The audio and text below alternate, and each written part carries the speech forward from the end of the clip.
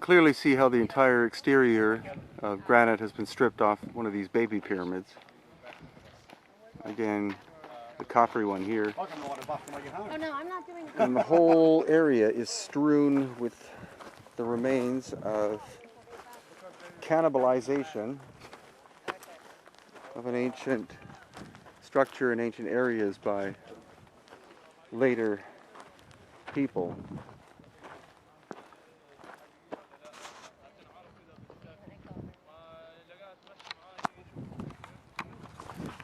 And before you say, oh my God, isn't that awful, how could they do this? Remember, these buildings are a minimum of around 4,000 years old and could be much older. Over that period of time, cultures come, cultures go, and especially later cultures who arrive and have no comprehension as to the significance of the original constructions. They look at these things as simply quarries. You don't only find that in Egypt, you find that in Peru and throughout the Middle East, I'm sure, and many places in the world. So the Great Pyramid in the background here on the Gíze Plateau, and you see this is the solid bedrock, sandstone. Most likely these are crypts or caves carved into the bedrock itself.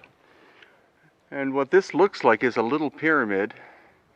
And what you see on the right hand side, you see how the shaped sandstone blocks interlock with the original bedrock itself, because you see all of these indentations here made so that the blocks would fit in, like they're trying to lock in a three-dimensional way the stone, introduced stone, with the bedrock itself, and that of course makes the structure a lot stronger.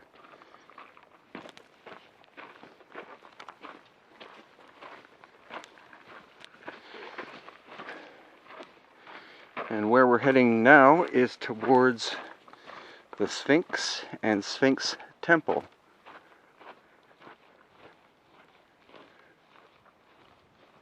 I made a mistake. That's not the Great Pyramid, that's Menkaure, because here we have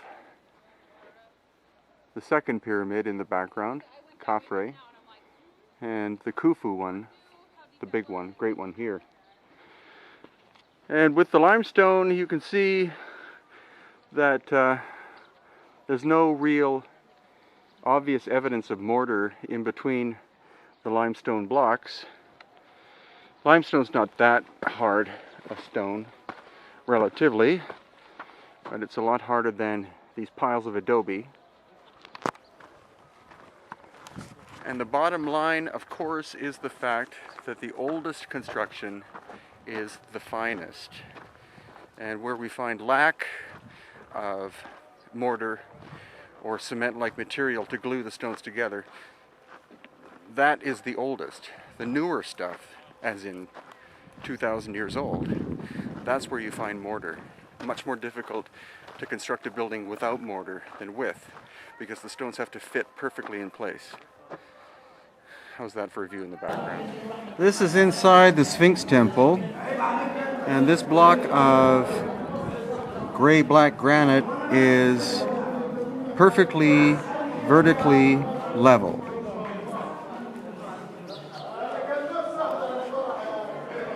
And it's similar to some of the stuff we see in Peru, because you see the corners, a lot of the stones are rounded over like that for strength. This is all basically red granite.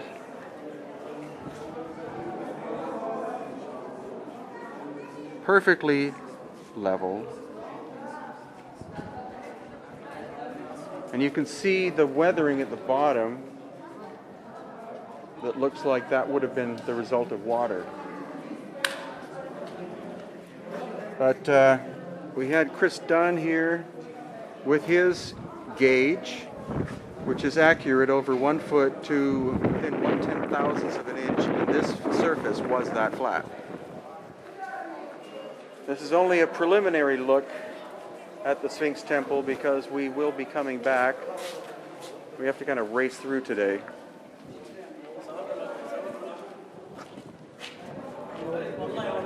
But here too, even with the weathered surface, you can see half of a degree off of level.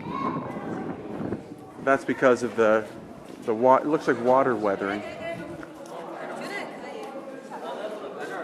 Here, 0.2 degrees off of being perfectly level. So for those of you who may never get a chance to come to Egypt, this gives you a brief look into the Sphinx Temple. This is one of the pits. Could have actually been one of the water channels, because the thing is that the whole Sphinx, or the whole Giza complex, is filled with tunnels, horizontal and vertical tunnels that were probably what were used to conduct water in ancient times, when the pyramids were the energy generating things that they were. So stay tuned for future updates as we progress through this journey, but unfortunately we're always have to race through some of these on our first day in order to get a brief look at what some of this stuff looks like. Sphinx.